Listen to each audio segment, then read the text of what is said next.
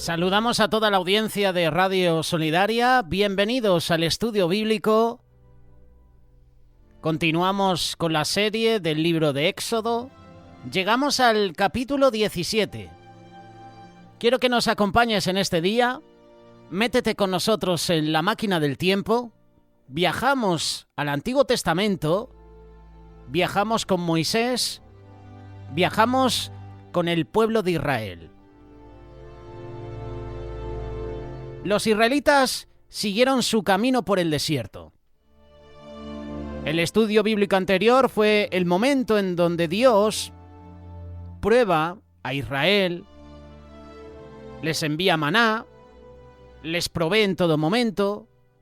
Hemos visto cómo Dios cambia esas aguas amargas de Mara en aguas potables, en aguas dulces.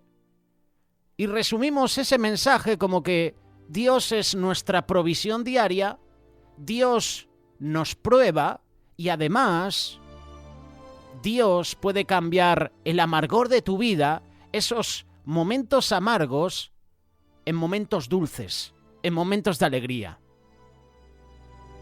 Los israelitas ya no tenían por qué preocuparse en la comida, en la bebida. Cada día les llegaba el pan del cielo. Cada día les llegaba la provisión de Dios. Sin embargo, lo que comenzó a escasear de nuevo era el agua. Hemos visto en estudios bíblicos anteriores cómo el Señor les lleva a un lugar con 12 fuentes y 70 palmeras. Mira lo que dice Éxodo capítulo 17, versículo 1. Y toda la congregación de los hijos de Israel partió del desierto del Sin por sus jornadas, al mandamiento de Jehová. Y el pueblo de Israel acampó en Refidín, y no había agua para que el pueblo bebiese. Otro momento donde el agua escasea. Otro momento donde el pueblo murmura contra Moisés porque no tenían bebida. No tenían ese recurso de agua. Uno pensaría que los israelitas ya habían superado esa prueba en Mara. Ya sabrían qué hacer, dada su experiencia en Mara. Pero volvieron a quejarse con Moisés. Y si te quejas contra Moisés, te estás quejando contra Dios porque fue Dios el que usó a Moisés para sacaros de la esclavitud. Mira lo que dice el versículo 2, Éxodo capítulo 17. Y altercó el pueblo con Moisés y dijeron: danos agua que bebamos. Y Moisés les dijo: ¿por qué altercáis conmigo? ¿Por qué tentáis a Jehová? En esta ocasión no solo fue una queja, sino lo describe como un altercado. En hebreo se usa la palabra rib, que también puede traducirse como forcejeo, lucha, enfrentamiento. Puede ser también una disputa, una riña. Los ánimos estaban caldeados, al punto que Moisés temió por su vida. Es lo que dice el versículo 4. Entonces clamó Moisés a Jehová diciendo: ¿qué haré con este pueblo? De aquí a poco me van a apedrear. Moisés no solo estaba preocupado por lo que el pueblo podía hacerle a él, sino también de la reacción de Dios. ¿Por qué tentáis a Dios? ¿Cuál era la causa de la pelea contra Moisés y en el fondo contra Dios? La razón era porque la nube se había detenido en Refidín, un lugar árido, un lugar desértico. La provisión de agua que llevaban ya estaba escaseando. La preocupación de los israelitas era comprensible, pero lo que no es justificable era la actitud.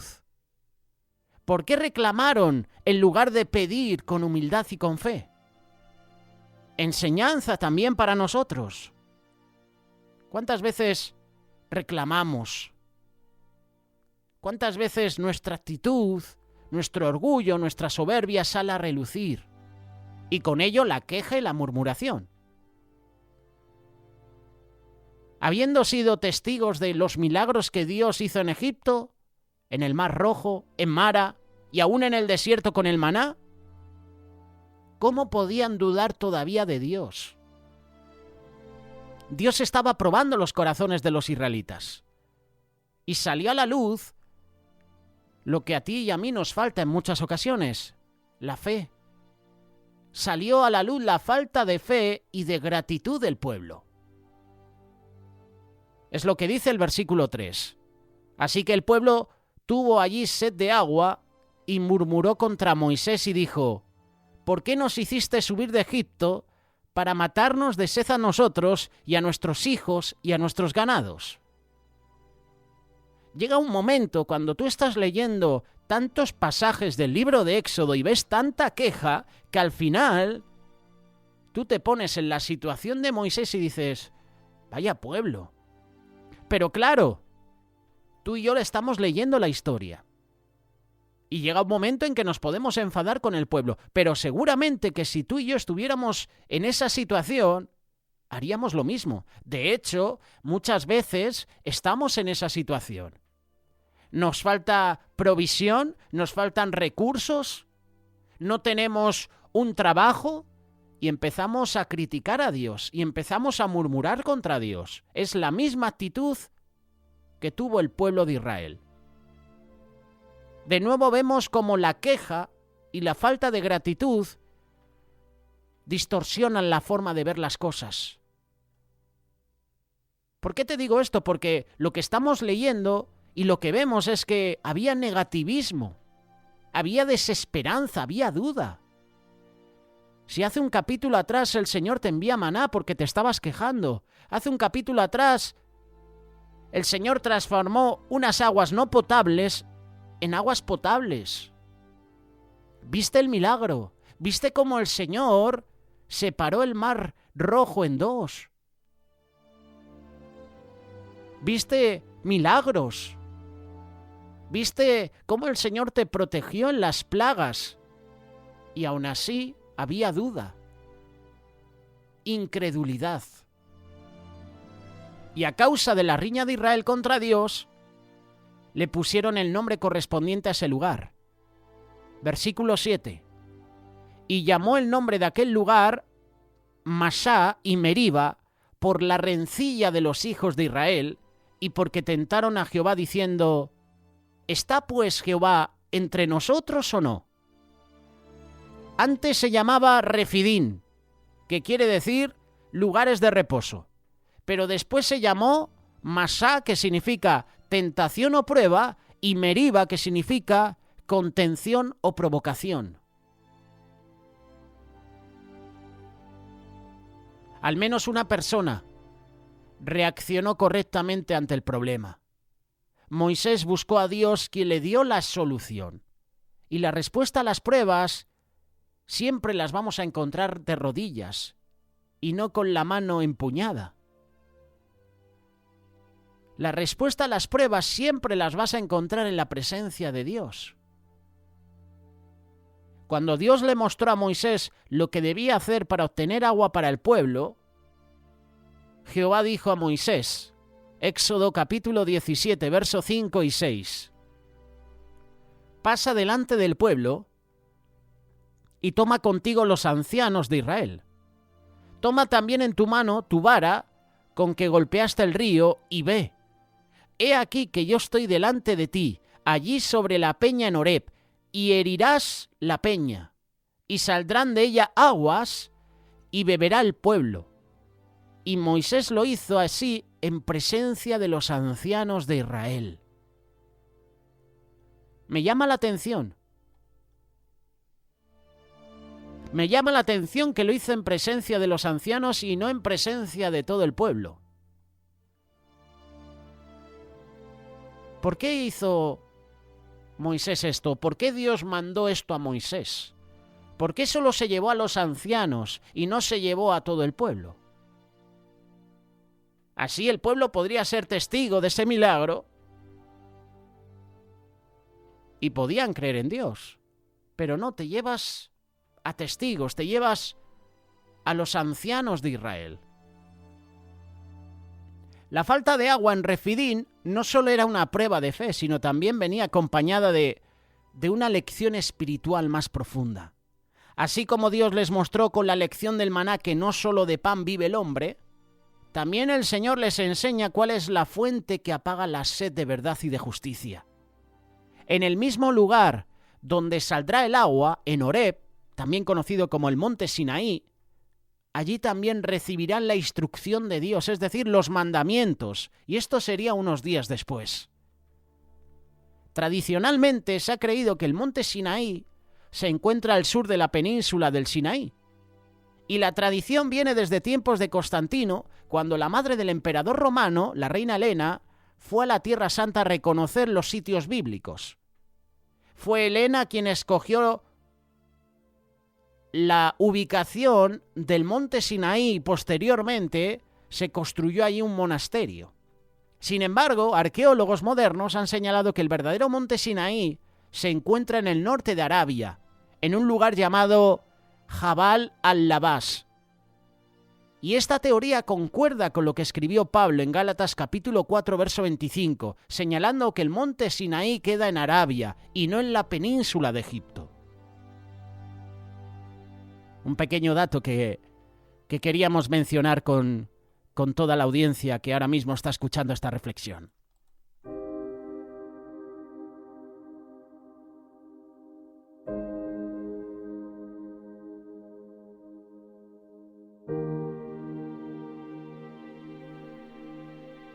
El pueblo se queja, el pueblo murmura contra Dios y Dios actúa. ¿Queréis agua? Ahí la tenéis. Mientras que Moisés y los líderes iban al monte Horeb a sacar el agua de la roca, el resto del pueblo se quedó en Refidín esperando noticias. Ahora te voy a mencionar por qué el Señor se lleva a los ancianos y Moisés y no va Moisés con todo el pueblo. Fíjate cómo actúa el enemigo. Finalmente, cuando llegaron a darles las buenas nuevas de la fuente de agua en la roca de Horeb, todos se dispusieron a ir. Y fue en ese momento en que recibieron un ataque sorpresivo. Versículo 8, Éxodo capítulo 17. Y vino Amalec y peleó con Israel en Refidín. Aquí tenemos a los enemigos de Israel. En estudios bíblicos anteriores, en mensajes anteriores, cuando hemos hablado de Israel y los ataques terroristas de Hamás, hemos mencionado que estos grupos terroristas solo atacan a civiles, solo atacan a inocentes, solo atacan cuando Israel baja la guardia. Aquí vemos esta situación. Vemos cómo Moisés se lleva a los ancianos y vemos cómo Amalec ataca al pueblo. No lo hace cuando Moisés y los ancianos están presentes. Lo hace cuando Moisés y los ancianos van al monte Horeb. ¿Quién era Amalec? ¿Por qué los atacó en Refidín? Te hemos presentado varios mensajes hablando de Amalec. El espíritu de Amalec es el espíritu que ahora mismo opera en el grupo terrorista Hamás, en el grupo terrorista Hezbollah, en el Daesh, en Boko Haram y en todos estos grupos terroristas que solo matan a inocentes, matan a civiles. Así opera Amalec, atacando a los indefensos.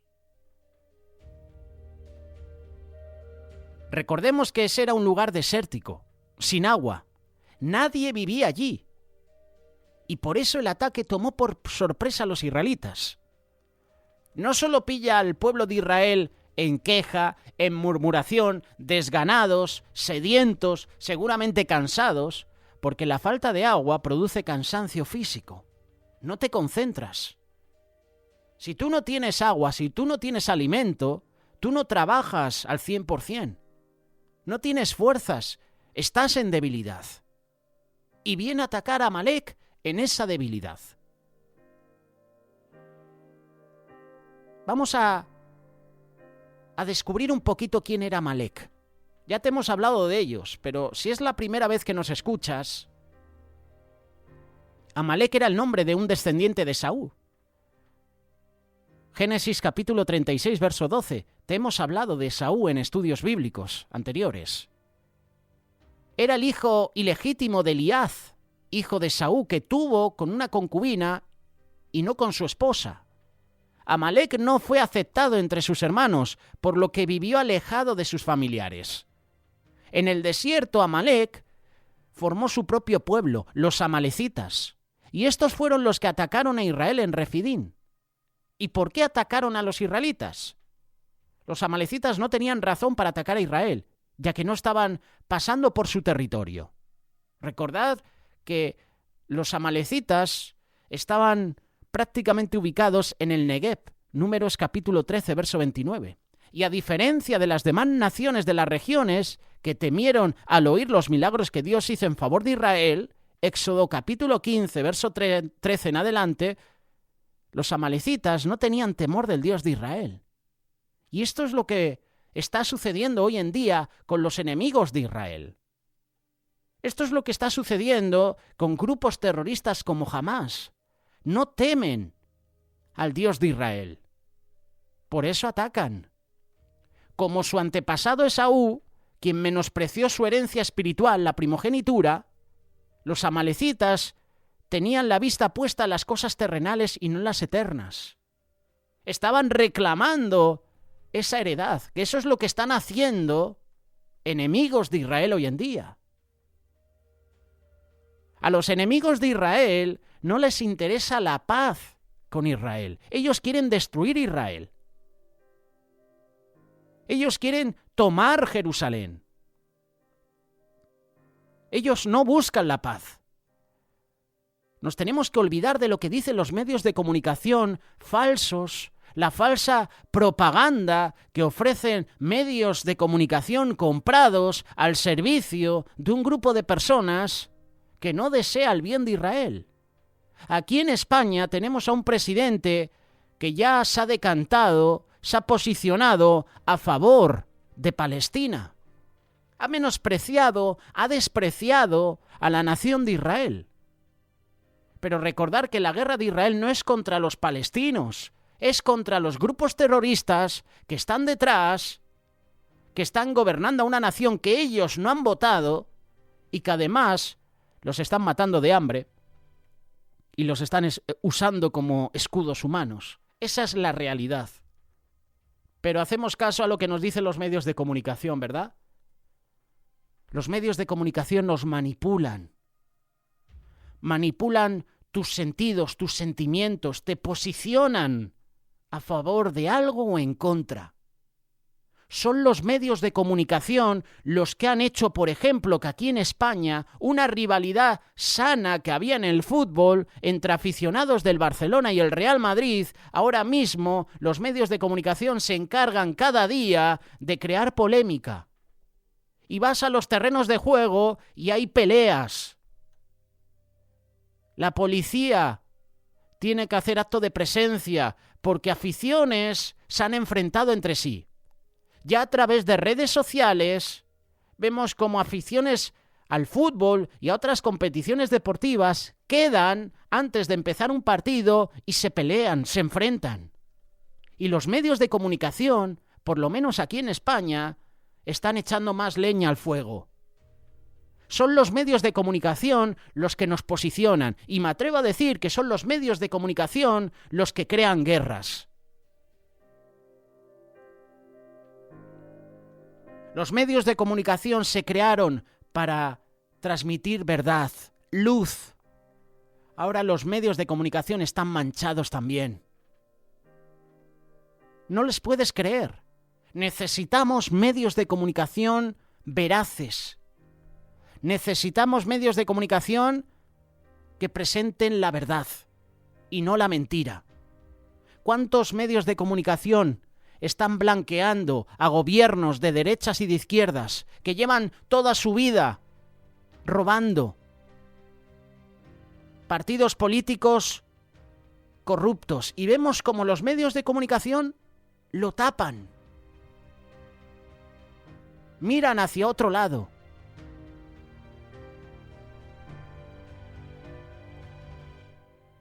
Los amalecitas no tenían razón para atacar a Israel. No estaban pasando por su territorio, pero los amalecitas no temían a Dios. En Deuteronomio, Moisés señala que Amalec atacó a Israel por la retaguardia, es decir, a los más débiles. Esto fue en el libro de Deuteronomio, estamos en el libro de Éxodo, es decir, que los amalecitas siempre atacaban de la misma manera. Lo hicieron en esta ocasión, atacaron al pueblo cuando Moisés y los ancianos no estaban, cuando el pueblo tenía sed y estaba débil, estaba en crítica, en murmuración, y aprovecha el enemigo a atacar. Y en Deuteronomio también. Deuteronomio capítulo 25, verso 17 en adelante, vemos cómo Amalec, con su mismo modus operandi que tiene hoy en día el grupo terrorista Hamás, ataca a los más débiles. Nunca verás a grupos terroristas atacar a soldados especializados, nunca. Siempre van a atacar a los inocentes, y así actúa Amalec. Por eso se conoce como el espíritu de Amalec. Y esto lo podemos llevar a la parte espiritual. Cuando tú bajas la guardia, cuando estás en debilidad, el enemigo ataca. Le sucedió a Jesús cuando fue al desierto llevado por el Espíritu Santo, cuando tuvo hambre, es cuando vino el tentador, es cuando vino Satanás. No vino cuando Jesús estaba en su momento más alto. No, vino en debilidad, cuando Jesús tuvo hambre. Y el enemigo va a atacarnos cuando estemos en debilidad, cuando bajemos la guardia. Moisés señala que Amalec atacó a Israel por la retaguardia, atacó a los más débiles. Y cuando el pueblo se enteró del agua en Horeb, todos salieron corriendo en esa dirección. Y en esa carrera, los más débiles quedaron atrás. Y fue a ellos a quienes atacaron los amalecitas. Deuteronomio capítulo 25, verso 17 y 18. Fíjate qué versículo. Acuérdate de lo que te hizo Amalec en el camino cuando saliste de Egipto, que te salió al camino y te desbarató la retaguardia de todos los débiles que iban detrás de ti, cuando tú estabas cansado y fatigado y no temió a Dios. Así ataca el enemigo, así ataca Satanás a nuestras vidas, en momentos de debilidad. Nunca te va a atacar cuando estás en una vigilia adorando en espíritu y en verdad a Dios. Nunca te va a atacar cuando estás en oración, en ayuno. Nunca te va a atacar cuando estás escudriñando la palabra de Dios y estás con todos tus sentidos en las cosas de Dios. Te va a atacar cuando te desvías de los caminos de Dios. Te va a atacar en momentos de debilidad. Esa es una estrategia diabólica de Satanás y es la estrategia que usan los grupos terroristas. Atacar a los más débiles. Atacar por la retaguardia. Cuando la noticia del ataque llegó a oídos de Moisés, él se dispuso a defender al pueblo. Pero Moisés no usó tácticas militares. Moisés buscó la estrategia en Dios, y esto fue lo que el Señor le instruyó. Éxodo capítulo 17, versículo 9. Y dijo Moisés a Josué: escógenos varones y sal, pelea con Amalec. Mañana yo estaré sobre la cumbre del collado y la vara de Dios en mi mano. E hizo Josué como le dijo Moisés peleando con Amalec. Y Moisés y Aarón y Hur subieron a la cumbre del collado. Y sucedía que cuando alzaba Moisés su mano, Israel prevalecía, es decir, Israel ganaba. Mas cuando él bajaba su mano, prevalecía Amalec, ganaba Amalec. Lo más fácil hubiera sido que Dios acabara con los enemigos de una forma milagrosa, ¿verdad? Tal como lo hizo con el ejército egipcio en el Mar Rojo. Pero en esta ocasión, Dios quería que los israelitas participaran en su propia defensa. Y esto serviría de práctica para cuando entraran a la tierra prometida. Tenían que conquistarla. Conquistar significa enfrentarte a situaciones complicadas, difíciles. Conquistar significa enfrentarte a gigantes. Y en esta ocasión, conquistar la tierra prometida era enfrentarte a naciones que vivían de la guerra. Israel no estaba preparada para la guerra. Toda su vida había sido esclava. Y en esta prueba Dios quería enseñarles una lección. El Señor quiere que hagamos nuestra parte ante las pruebas de la vida. Tú y yo ya sabemos que la victoria viene de Dios, pero tú tienes que poner tu parte, yo tengo que poner mi parte. Y el mensaje estaba representado en la mano de Moisés, apuntando hacia el cielo. Cuando la mano estaba alzada, ganaban, pero cuando la mano caía por el cansancio, los israelitas perdían. Qué gran lección aprendemos de este pasaje. Moisés no podía hacer las cosas solo. Tenía la necesidad de contar con el apoyo de otros siervos de Dios. Versículo 12. Y las manos de Moisés estaban pesadas, cansadas, por lo que tomaron una piedra. ¿Quién? Aarón y Hur. Y la pusieron debajo de él, y se sentó sobre ella, y Aarón y Hur sostenían sus manos, uno de un lado y el otro del otro lado. Así hubo firmeza en sus manos hasta que se puso el sol. Hay una frase muy conocida que dice que en la debilidad de unos está la fortaleza de otros. Eclesiastés, en el capítulo 4, verso 9, dice: «Más valen dos que uno solo, pues tienen mejor remuneración por su trabajo. Porque si uno de ellos cae, el otro levantará a su compañero, pero ¡ay del que cae cuando no hay otro que lo levante!». Además, si dos se acuestan juntos, se mantienen calientes, pero uno solo, ¿cómo se calentará? Y si alguien puede prevalecer contra el que está solo, dos lo resistirán. Un cordel de 3 hilos no se rompe fácilmente. Qué bueno que nos rodeemos de hermanos y hermanas que van a levantar nuestras manos cuando éstas están cansadas. Cuando estemos en momentos de debilidad, qué bueno contar con hermanos verdaderos, porque es en las pruebas, es en los momentos difíciles donde tú vas a ver quiénes son los verdaderos hermanos. Fíjate, Jesús, en el momento más duro de su vida, sus discípulos lo abandonaron.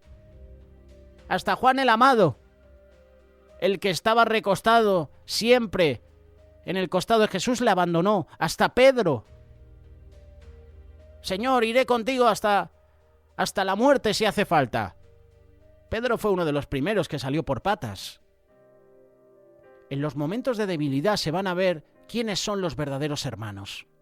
Y tú y yo estamos para levantar al caído, no para juzgarle, no para condenarle. Estamos para restaurarle.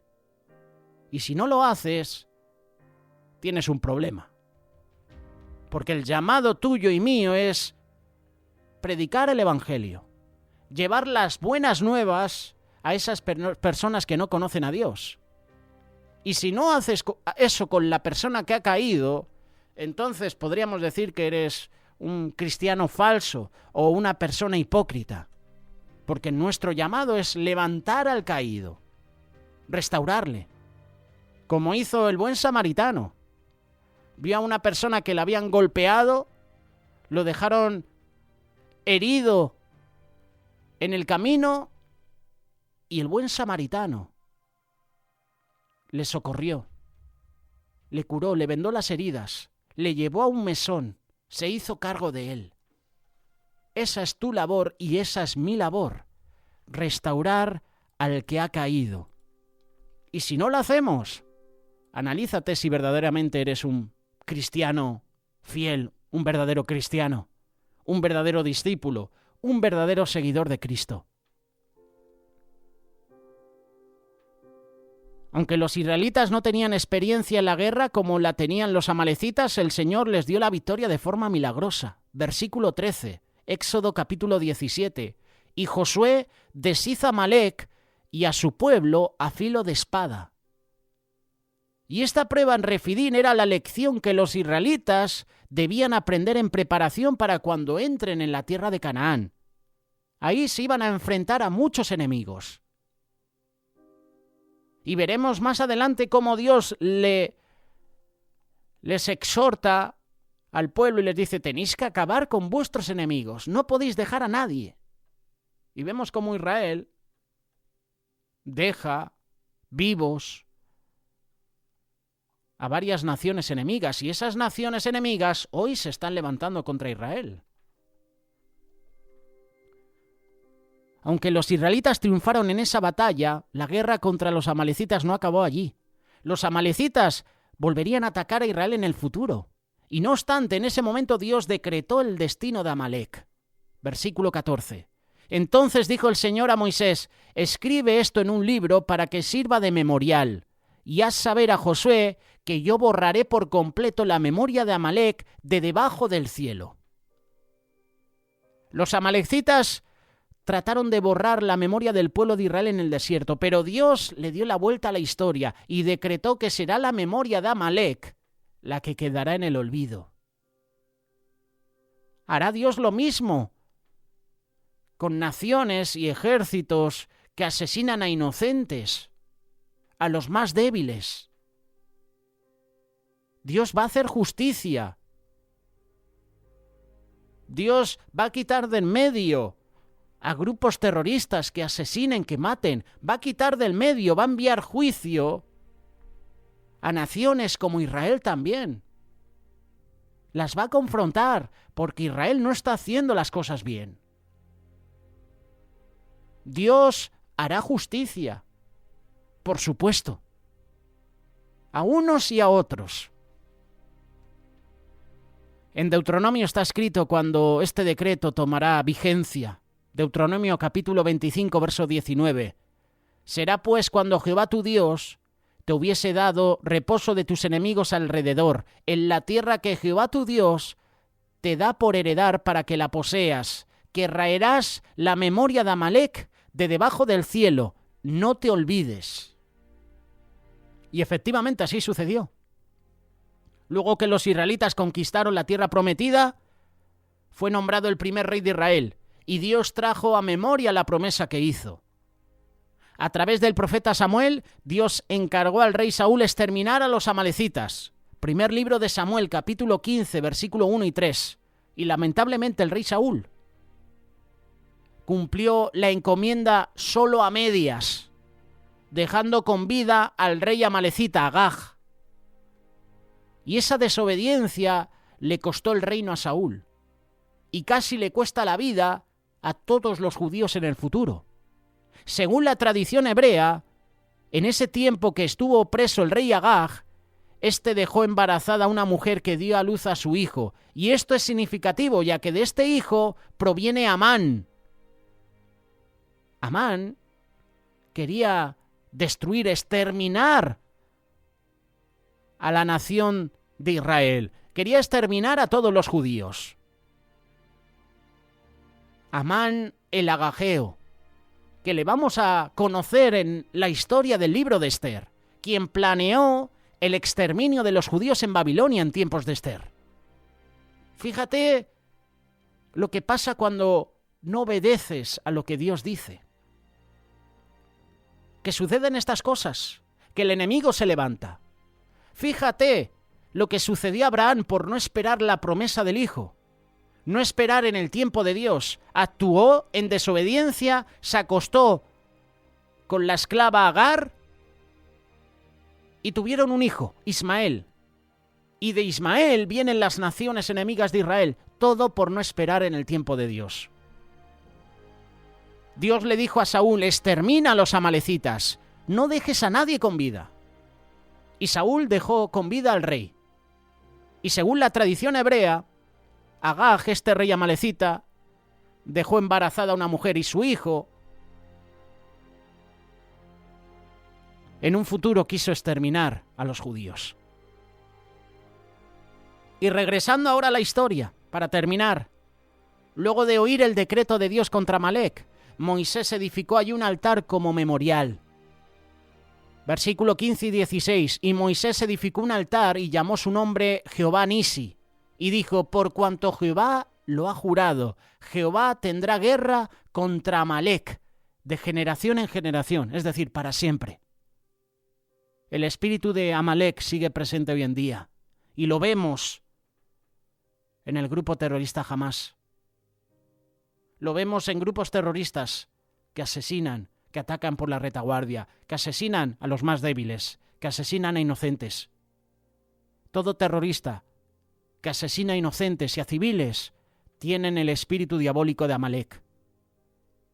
Son unos cobardes, porque no atacan a los soldados, no atacan a los valientes, no atacan a los preparados, atacan a los más débiles. Espíritu cobarde de Amalec, espíritu diabólico de Satanás. En Refidín Dios se presenta con otro de sus nombres, Jehová Nisi. Nisi literalmente significa bandera o estandarte, pero en un sentido figurado significa señal o milagro. La bandera es una señal de identificación y se alza a lo alto para que todos la vean y la reconozcan. Hoy el tema de las banderas, por lo menos aquí en España, es un chiste.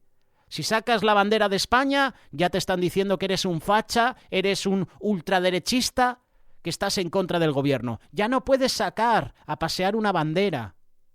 Si sacas la bandera de tu nación, por lo menos en este país, ya te señalan. La bandera es una señal de identificación. De igual manera, sirven los milagros como testimonio del poder de Dios. Jehová Nisi, nuestra bandera, nuestro estandarte. Queríamos mencionar brevemente estos pasajes. Agua de la roca, pero sobre todo el ataque de Amalec. Llegarán más ataques, llegarán más naciones enemigas de Israel, y lo vamos a ver en estos estudios bíblicos. Déjanos tus comentarios, aporta tu reflexión. Si en algo me he equivocado, corrígeme con amor. Deja tu punto de vista y participa de estos mensajes. Mensajes que nos edifican, mensajes que nos acercan más a historias que se nos han contado, que hemos leído en la escuela dominical, que se nos han compartido en infinidad de ocasiones en la iglesia, pero que muchas veces no escudriñamos, no nos detenemos y leemos con atención, porque un versículo en la Biblia te puede decir muchas cosas. La próxima semana continuamos con este libro de Éxodo.